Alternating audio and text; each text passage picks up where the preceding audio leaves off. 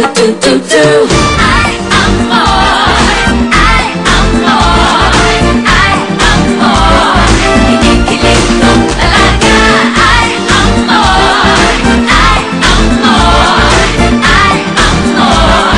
Umiibig si Rosalinda. Pare, di ba yun yung babae sa simbahan? Hi. Ano? Crush pa niya yun? Kaya naman pala ayaw patawarin. Siyempre gusto, abulabulin. I did my part. I apologized. Kung ayaw niyo tanggapin yung bahala na siya. Fernando, Jose, alam mo ganun yung gusto ko mapangasawa. Ganun, yun na yun. Magkikita pa kami. Masyado kang pakipot. Akala mo naman susundan ka niya ng bonggang-bongga. O diba, sino ngayon ang talo? Ikaw. Bakit hindi ko makalimutan ang babaeng yun? Anong meron siya? Bakit niya ako tinutorture ng ganito?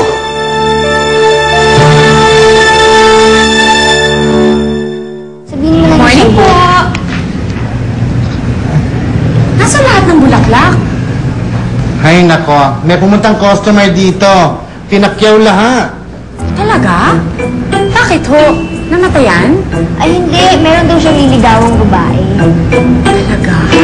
Kaya, day off tayo ngayon. Ay, alam mo, Bes, mabuti pa siguro pumunta tayo sa bahay niyo ngayon. Bakit sa amin? Ano ba lang tayo ng sine? Naku, wala namang magandang palabas ngayon, Iha. Kamusta nga pala yung nanay mo? Okay naman po. Sinamahan po ni Itay sa ospital para magpa-check up. Ayoko na. Eh, bakit dito? Natatalo ko. Mabuti halika, punta tayo sa inyo. Tapos hintayin ko ang nanay mo hanggang umuwi. Saan? Sa amin? Oo! Halika na, Bes. Pumunta tayo sa liit! Halika. Kanina pa ako nawiwirduhan sa inyong dalawa, ha? Ano ba nakain niyo at dito niyo ako niyaya sa bahay?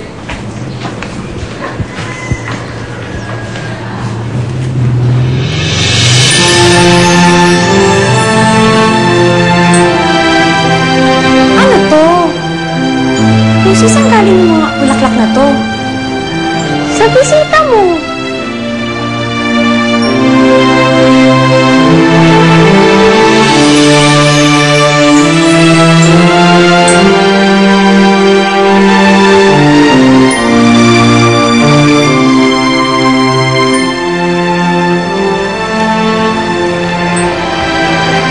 Hi.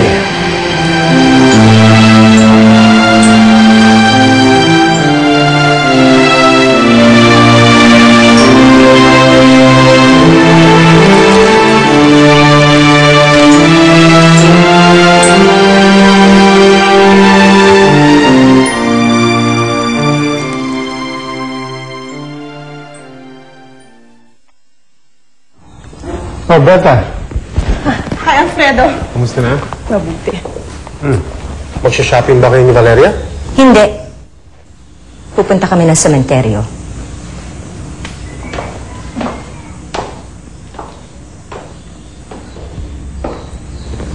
Nakalimutan mo na ba, Alfredo? Ito ang araw ng kamatayan ni Sir Fernando. Ito ang araw na pinatay siya ni Soledad Romero. I'm really sorry sa mga nasabi ko sa'yo noon. Mali ako. I was a jerk.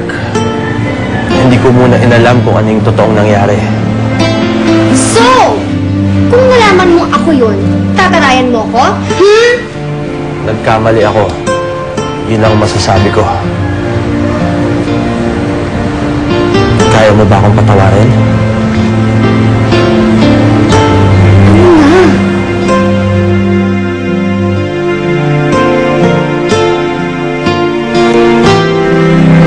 Teka, Bakit? hindi ko pa alam ang pangalan mo. Fernando Jose. Fernando Jose ang pangalan ko. Ako naman si Rosalinda.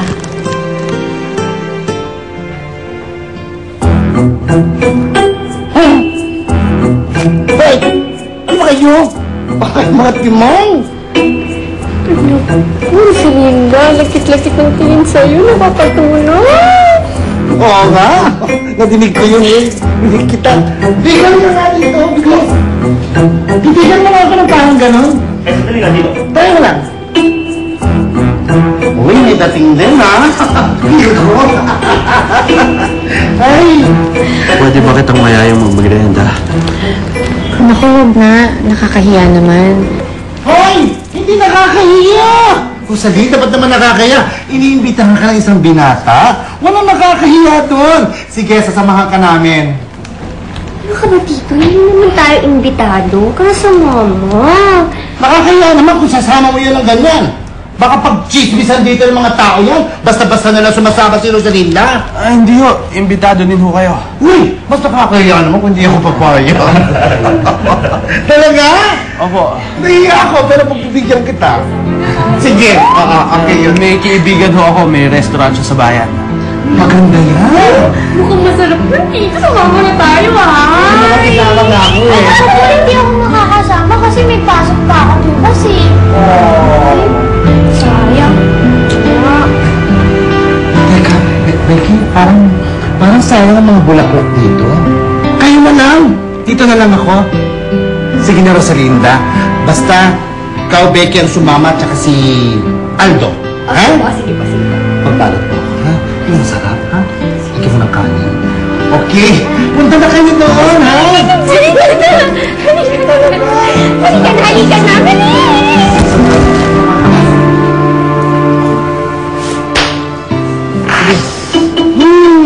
Bulaklak.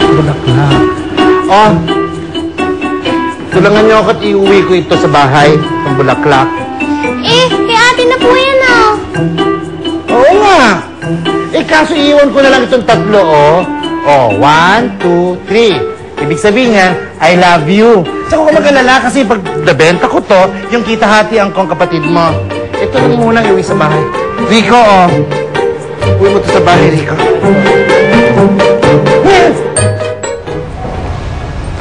Huwag ka mag-alala.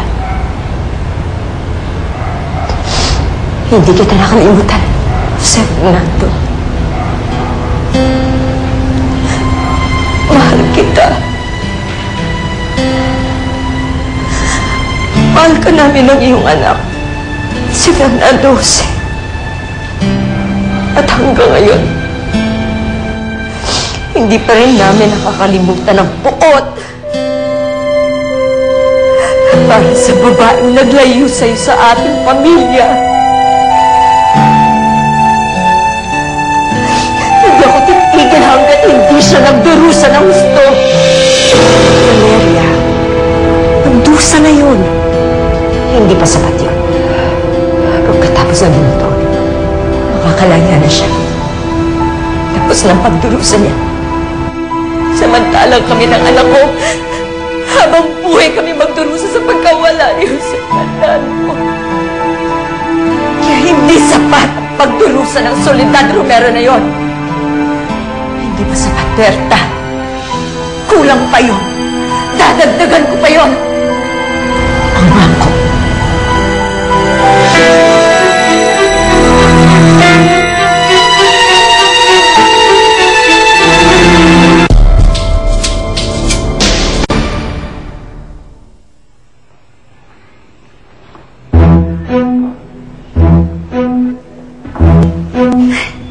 Ang dami.